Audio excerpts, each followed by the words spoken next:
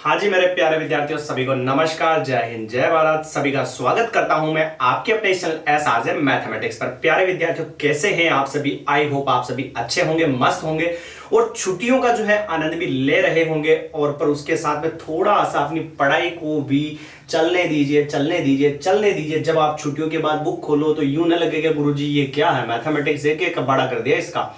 तो ऐसा नहीं लगना चाहिए। मजे लीजिए छुट्टियों के, पर उसके साथ में थोड़ा अपनी स्टडी का भी आनंद उठाते रहिए, ठीक है ना। इस वीडियो के अंदर अपन बात करेंगे अपनी जो क्लास, ओ लो भाई ये गया, अपनी जो क्लास 10th है ना, उसका प्रश्नावली 3.1 चल रहा था। क्लास 10th प्रश्नावली 3.1, उसके अपन ने 1 और 2 सवाल किए थे और तीसरे के मैंने 2 सवाल करवाए थे और बाकी के आपको होमवर्क में दिए थे। आई होप अगर आपने थोड़ा सा भी क्लास देखा होगा ध्यान से और पढ़ने का मन होगा तो आपने कोशिश की होगी आगे के सवालों की। नहीं की है तो भी अच्छी बात है, की है तो बहुत ही अच्छी बात है। मैच कीजिएगा, अगर करा है तो, नहीं किया है तो समझिएगा ध्यान से। चलिए, प्रश्न था अपना अनुपातों A1/A2, B1/B2 और C1/C2 की तुलना कर ज्ञात कीजिए कि निम्न रेखीय समीकरणों के युग्म संगत है या असंगत है। ठीक है भाई, चलिए तो संगत और असंगत के लिए प्यारे बच्चों मैंने आपको ये कंडीशन लिखवाई थी, A1/A2 नॉट इक्वल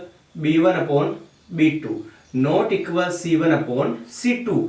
और दूसरी कंडीशन क्या थी इसी की, A1/A2 फिर B1/B2 और फिर C1/C2। इसमें तो क्या होगा बेटा, ये संगत। इसमें तो क्या होगा, संगत। संगत का मतलब अच्छा अच्छा अच्छा, वेरी गुड, नाइस, ऑसम, अच्छा लग रहा है। देखो दोनों बराबर है ना, दोनों बराबर सेम टाइप के, सेम टाइप के, ये भी नॉट इक्वल, ये भी नॉट इक्वल, या फिर ये दोनों इक्वल है। कहते हैं ना अपन दोनों एक ही कलर में, रंग में मैचिंग हो जाओ, मैच है ना, मैचिंग हो जाओ तो वो संगत, अच्छा लग रहा है। और फिर दूसरा क्या होगा बेटा, असंगत। असंगत में क्या होगा, इसका उल्टा, यानी मैच नहीं होगा। मैच नहीं होगा यानी कि कुछ मामला उल्टा सीधा हो जाएगा, यानी कि A1/A2 नॉट इक्वल B1/B2 और ये C1/C2 कर दूं, या फिर A1/A2 कर दूं इक्वल B1 क्या कर दूं बेटा, B2 कर दूं, और नॉट इक्वल क्या कर दूं, C1/C2 कर दूं। तो ये हो जाएगी अपनी पहली कंडीशन और ये हो जाएगी दूसरी कंडीशन। तो ये थोड़ा सा आपको दिमाग में आना चाहिए, ठीक है ना। ये कंडीशंस मैंने लिखवाई है आपको प्यारे बच्चों, आप केवल आराम से शांति से बैठिए और मोबाइल को आड़ा कर दीजिए और समझिए ध्यान से। फिर आपको डिसाइड करना कि समझ में आता है या नहीं आता है। तो अगली क्लास के लिए तैयार रहे और पुरानी क्लासेस देख ले, और अगर नहीं आता है तो कोई दिक्कत नहीं, आप अपनी जगह जा सकते हैं और मैं अपनी जगह रह सकता हूं, ठीक है ना।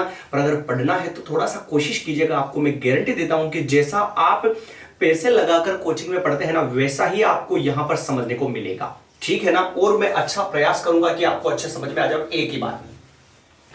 प्रश्न अपना ये है, संगत या असंगत पता करना। तो सबसे पहले तो जैसे इक्वेशन नंबर फर्स्ट, और हाँ ये इक्वेशन भी लिखवाई थी मैंने, ऐसे होगी equation A1x plus B1y plus C1 बराबर 0, पहली इक्वेशन। फिर गुरुजी दूसरी A2x plus B2y plus C2 बराबर 0, ये हो गई अपनी दूसरी इक्वेशन। ऐसे ही होगी ना, यानी कि लिखने का मेरा मतलब क्या है कि बराबर में हमेशा क्या होगा, इसके 0 होगा। इसमें बराबर में 0 है क्या बेटा, नहीं है। तो क्या करेंगे, इधर बराबर में 0 लाओ। तो कैसे लाएंगे गुरुजी, तो देखो समीकरण ये तो हो गई अपनी 1 और ये हो गई अपनी समीकरण नंबर 2, ठीक है भाई।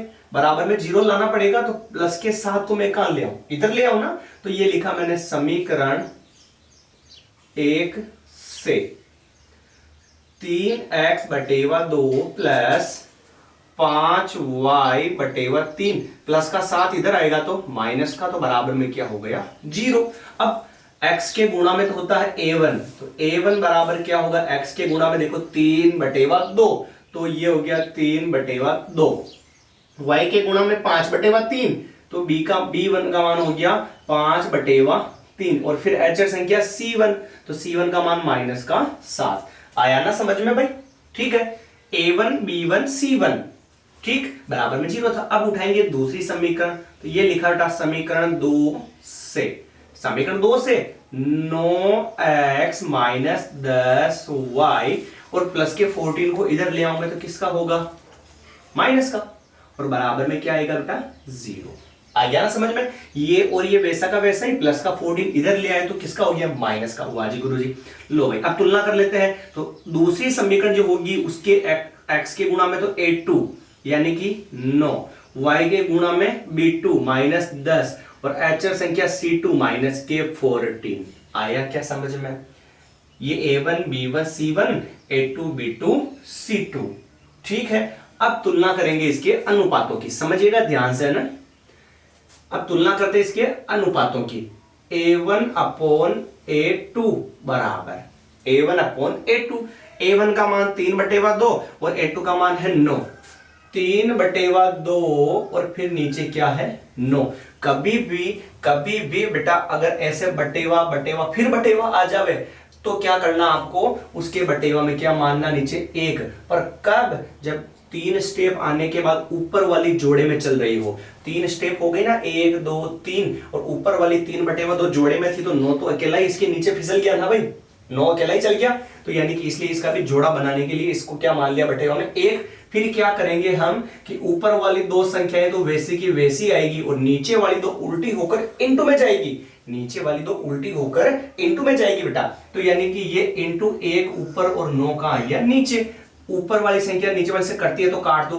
3 की टेबल में 9 कितनी बार में? 3 बार में। तो ये लो बराबर में क्या हो गया बेटा, ऊपर तो 1 और नीचे 2 × 3 क्या हो गया 6। आया समझ में? चलिए सेकंड बात करें b1 upon b2। b1 upon b2, b1 का मान कितना है 5/3 और b2 का मान कितना है माइनस का 10। 5/3 और ये माइनस का 10। आया समझ में? गुरुजी 3 स्टेप हो गई, 1 2 3। ऊपर वाली जोड़े में चल रही कि नहीं चल रही? चल रही है प्यारे बच्चों। तो नीचे भी जोड़ा बनाने के लिए क्या मान लेंगे? 1 मान लेंगे। फिर वही तरीका वापस, ऊपर वाली 2 तो वैसी की वैसी ही आएगी, नीचे वाली 2 उल्टी होकर इनटू में जाएगी। तो इनटू और ये माइनस का 1/10। इसको बंद कर दो किसमें? कोष्टक में। गुरुजी ये क्या बात करो आप, अरे भाई 2 चीजें साथ में तो एक को कोष्टक में बंद करेंगे ना? करेंगे भाई, करेंगे। ठीक है, अब इंटू आ गया तो ऊपर वाली को नीचे वाले से काट दो। तो 5 की टेबल से ये कितनी बार कटे? 2 बार कटे गुरुजी। लो भाई यही लिख दो मैं बराबर लगा के, है ना, इधर ही लिख देता हूं मैं इसका आंसर। माइनस और ऊपर 1 बचा, नीचे वाली संख्या का गुणा 3 × 2 क्या हो गया? 6 हो गया। आया समझ में? अब बात करते हैं अपन C1 अपॉन C2 की। तो ये लिखा C1 अपॉन C2 बराबर माइनस का 7 और माइनस का 14। माइनस से माइनस कट गया, 7 से काटा 1 बार, इसको काटा 2 बार, तो आंसर क्या हो गया 1/2। अब यहां पे थोड़ी सी मैं लाइन लिखता हूं, A1 अपॉन A2 बराबर B1 अपॉन B2 बराबर C1 अपॉन C2। अब मेरे को यूं बताओ, पहला अनुपात और दूसरा अनुपात बराबर आया कि नहीं आया? गुरु जिस संख्या में तो बराबर है तो माइनस नहीं है, और माइनस नहीं है इसका मतलब ये बराबर नहीं है। ठीक है भाई, ये बराबर नहीं है। अब ये और ये बराबर है या नहीं है? गुरुजी ये भी नहीं है, तो ये भी बराबर नहीं है। तो दोनों ही नॉट इक्वल होवे तो समीकरण युग्म क्या होते हैं प्यारे बच्चों? समीकरण युग्म क्या होते हैं? संगत होते हैं भाई। समीकरण युग्म क्या होते हैं? संगत होते हैं। लीजिए मैच कर लेते हैं आंसर इसका, बिल्कुल आनंद के साथ। इसका मजा आ गया गुरुजी। तो एक बार उठाइए इसका स्क्रीनशॉट, फिर अपन आगे अगले प्रश्न की बात करते हैं। बहुत आसान है बेटा, बहुत बहुत बहुत बहुत बहुत आसान है सवाल। आपको थोड़ा सा ध्यान रखना, थोड़ा सा अच्छे से इसको समझने का जो है प्रयास करते रहना है भाई। दिख रहा ना सभी को? क्योंकि मन ने पता को नहीं कि क्या दिख रहा नहीं है आज, क्योंकि एक फ्लैश अपने पास नहीं है तो दिक्कत हो सकती है। लो जी, क्या हो रहा है?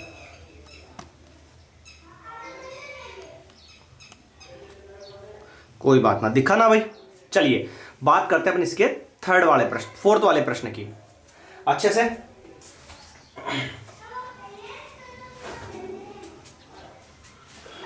प्रश्न नंबर 4।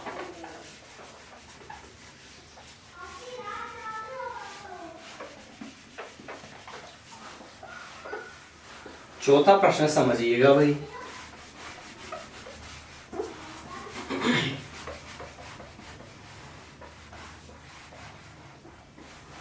हाँ जी, प्रश्न नंबर 4 लिखता हूं मैं। 5x माइनस 3y बराबर 11। 5x माइनस 3y बराबर 11। चौथा प्रश्न है 5x माइनस 3y बराबर 11 है। और अगला है इसी के साथ में minus 10x plus 6y, minus के 10x प्लस 6y और बराबर में 22। इसको समीकरण 1 दे देते हैं और इसको समीकरण नंबर क्या दे देते हैं बेटा? 2 दे देते हैं। ठीक है ना? यहां तक कोई उलझन वाला मैटर है क्या? बताइए मुझे। दो इक्वेशन दे रखी है, पहले को पहला मान लिया और दूसरे को दूसरा मान लिया, ठीक है। अगर तीसरा भी होता तो उसको तीसरा मान लेते, पर हम दो हमारे दो वही स्वच्छता अभियान के तहत सारी चीजें सेटल होनी चाहिए अच्छे से। हम दो हमारे दो सुखी परिवार भाई। हाँ लो जी गुरु जी क्या बात करो कि बराबर में होना चाहिए, जीरो नहीं है तो लेंगे समीकरण 1 और लिखेंगे अच्छे से समीकरण 1 से। समीकरण 1 से लिखा मैंने 5x माइनस का 3y, 5x माइनस का 3y और प्लस का 11 इधर जाएगा तो किसका हो जाएगा माइनस का 11 और बराबर में 0। अब x के पहली समीकरण में x के गुणा में तो a1, y के गुणा में b1 और अचर संख्या क्या है c1। ठीक है सर, आया समझ में? आ रहा ना भाई? आ रहा 2 मिनट थोड़ा सा इसको अपलोड कर देते ताकि सुविधा हो जाए थोड़ी सी। थोड़ा सा आप ध्यान से समझोगे सभी समझ में आ जाएगा। अब उठाएंगे अपन सेकंड समीकरण।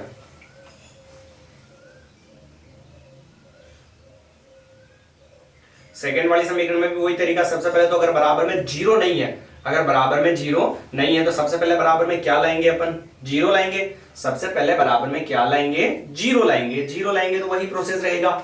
उठाते अपन समीकरण नंबर 2, लिखते हैं यहां पे समीकरण 2 से। समीकरण 2 से, समीकरण 2 ये थी माइनस का 10x प्लस 6y बराबर माइनस 22 बराबर 0। भाई माइनस का 10x प्लस 6y तो लिखा और प्लस के 22 को इधर ले आएंगे तो किसका हो जाएगा? माइनस का। तो बराबर में क्या आ जाएगा? 0 आ जाएगा। समीकरण 2 में x के गुणा में तो होगा a2 माइनस का 10, y के गुणा में होगा b2 6 और एच संख्या होगी c2 माइनस का 22। आया क्या समझ में? आ गया भाई समझ में यहां तक? a1 b1 c1 a2 b2 c2। अब निकाल लेंगे इसका ratio a1 upon a2, a1 upon a2। ये तो अपना जो है ना क्राइटेरिया अलग ही है भाई। ये a1 का मान तो 5 और a2 का मान कितना है? माइनस का 10। तो 5 बटेवा माइनस का 10 तो ये हो जाएगा 5 1 5 और 2 बार काटा ये 2 और ये माइनस का माइनस। फिर b1 अपॉन b2 फिर बराबर b1 का मान तो है माइनस का 3 और b2 का मान क्या है सर? 6 माइनस 3 बटेवा 6। 3 से काटा एक बार, 3 से काटा 2 बार और माइनस का क्या लगा दिया? माइनस लगा दिया। लो जी, अब निकालते हैं c1 अपॉन c2 बराबर। c1 का मान कितना है भाई? माइनस का 11। c2 का मान कितना है? माइनस के 22। माइनस से माइनस कट गया, 11 से काटा इसको एक बार, इसको काटा अपन ने 2 बार। आ गया भाई? तो ये लिखा अपन ने a1 अपॉन a2 बराबर b1 अपॉन b2 बराबर c1 अपॉन c2। बताओ पहला और दूसरा बराबर है या नहीं? है गुरुजी, है। पहला और दूसरा बराबर तो ये रख दिया। दूसरा और तीसरा बराबर है या नहीं? नहीं है। तो बराबर को क्या कर दिया? काट दिया। चेक करो भाई, एक बराबर हो और एक बराबर नहीं हो तो प्यारे बच्चों क्या आता है? असंगत सॉल्यूशन आ जाता है। असंगत सॉल्यूशन आ जाएगा। इसमें किसी को दिक्कत नहीं होनी चाहिए। अच्छे से अपन ने इस सवाल को कंप्लीट कर लिया है। आया भाई समझ में ये मामला?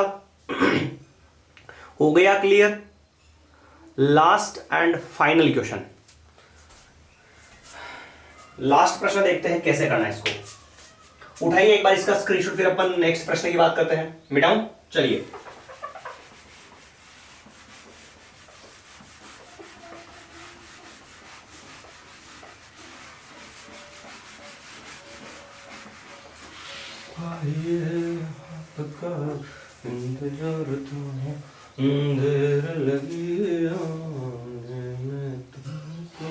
चलो भाई, शुक्रिया। आप आए तो सही क्लास देखने के लिए। बहुत सारे बच्चे जैसे अभी तक मेरी क्लास नहीं देखी, ऐसा क्यों? क्या हो गया कि मेरे से कोई नाराजगी है क्या? नहीं है भाई। हाँ जी, लास्ट प्रश्न है 4/3x plus 2y। 4/3x, 4/3x plus 2y और बराबर में दे रखा है 8। बराबर में दे रखा है 8, समीकरण नंबर 1। और दूसरी समीकरण है 2x प्लस 3y बराबर 12। 2x प्लस 3y बराबर 12, समीकरण नंबर 2। प्यारे बच्चों मेथड वही रहेगा। कैसा वाला गुरुजी? तो हमने कहा बराबर में जीरो नहीं है तो बनाओ जीरो। तो ये लिखा समीकरण 1 से 4/3x प्लस का 2y प्लस का 8 इधर आएगा तो माइनस का, तो बराबर में क्या आएगा 0। पहली समीकरण में x के गुणा में a1 होगा तो a1 का मान 4/3, y के गुणा में b1 होगा तो b1 का मान 2 और h संख्या होगी c1, h संख्या क्या होगी c1, तो ये हो गई माइनस की 8। फिर दूसरी समीकरण उठाएंगे तो ये उठाई समीकरण 2 से 2x प्लस 3y और प्लस के 12 को भी इधर ले आएंगे तो किसका हो जाएगा माइनस का 12 है बराबर में 0। इसमें होगा x के गुणा में तो a2 2, y के गुणा में होगा b2 3 और h संख्या होगी c2 माइनस का 12। a1 b1 c1 a2 b2 c2 लिख दिया भाई। चलिए अब क्या करेंगे, अब लिखेंगे अपन a1/a2। लिखा सर a1 का मान 4/3 और a2 का मान 2, तो ये लिखा 4/3 और बटेवा में 2। मैंने पहले ही बताया था पिछले सवाल में भी कि 3 स्टेप आ जाती है गुरुजी, ऊपर वाली जोड़े में चलती है तो नीचे वाली का भी बना लेंगे जोड़ा 1 मानकर। फिर क्या करेंगे कि ऊपर वाली 2 संख्याएं तो वैसी की वैसी, नीचे वाली तो उल्टी होकर इंटू में जाएगी, तो 1 तो जाएगा ऊपर 2 आ जाएगा नीचे। 2 से काटा इसको अपन ने 2 बार, तो आंसर क्या हो गया 1 की टेबल 2 बार 2 और 3 का ये हो गया 3। आया समझ में। चलिए अब निकालते हैं b1/b2। b1 का मान तो है 2 और b2 का मान है 3, तो ये हो गया 2/3। काटाफासी नहीं करनी है, इसने मना कर दिया। c1 का मान माइनस का 8 और c2 का मान है माइनस का 12 है। माइनस है तो माइनस कट गया, 4 से काटा इसको 2 बार, 4 से इसको काटा 3 बार, तो आंसर क्या हो गया 2/3। क्या हो गया 2/3। तो यूं बताओ कि a1/a2, b1/b2 और c1/c2 तीनों ही मान बराबर है और तीनों ही इक्वल है, तो इसका मतलब समीकरण निकाय क्या होगा बेटा संगत होगा। आया क्या समझ में। लीजिए उठाइए एक बार फिर से इस सवाल का स्क्रीनशॉट और तीसरा सवाल बिल्कुल कंप्लीट हो चुका है मात्र 15 या 16 मिनट में। ठीक है भाई, पुरानी क्लासेस भी आपने नहीं देखी है तो प्लीज आपसे रिक्वेस्ट है कि उन सभी को जाकर जरूर देखें। आपके लिए कहीं ना कहीं 100% मैं गारंटी देता हूं कि जरूर सहायता करेगी। अगर आप घर बैठे मैथमेटिक्स पढ़ रहे हैं तो, और कहीं कोचिंग जाकर भी पढ़ रहे हैं तो बहुत अच्छी बात है। उसको पढ़ने के बाद भी आप ये देख सकते हैं क्लास, ताकि आपको और अच्छा समझ में आ जाए। ठीक है, मिलेंगे अपन नई क्लास के अंदर। धन्यवाद, जय हिंद, जय भारत सभी का, सीताराम सभी।